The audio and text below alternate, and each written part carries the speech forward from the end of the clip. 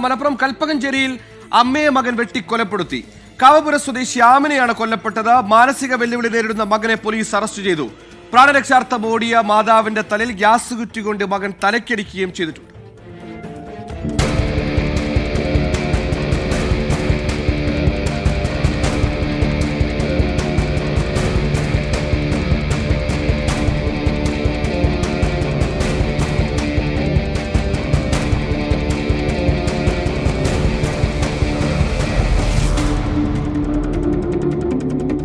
രാവിലെ 7 മണിക്ക് അമ്മ ആമിനയും മകനും മാത്രമേ വീട്ടിലുണ്ടായിരുന്നുള്ളൂ.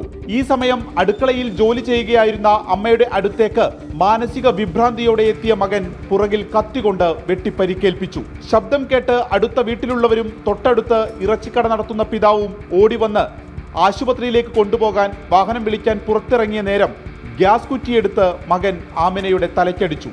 മരണം ഉറപ്പിച്ചു. 6 മണിക്കാണ് ബാപ്പ ഇറച്ചിയുമായി അങ്ങാടിയിലേക്ക് പോകുന്നത്.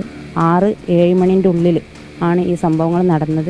തൊട്ട അയൽവാസികൾ നിലവിളി കേട്ട് ഓടി വന്നപ്പോൾ ഇബ്ലീസിനെ കൊന്നിട്ടുണ്ട് എന്ന് ഈ മുസമ്മിൽ എന്ന് പറഞ്ഞ ആൾ ചെയ്ത ആൾ അയൽവാസിയോട് പറയുകയും പോയി നോക്കിയപ്പോൾ ഇങ്ങനെ രക്തത്തെ കുളിച്ച് തലച്ചോറ് പുറത്തു ചാടിയ നിലയിലാണ് കാണാൻ സാധിച്ചിട്ടുള്ളത്. പിതാവിനൊപ്പം പുലർച്ചെ ഇറച്ചിക്കടയിൽ ജോലിക്ക് പോയിരുന്നു മകനും.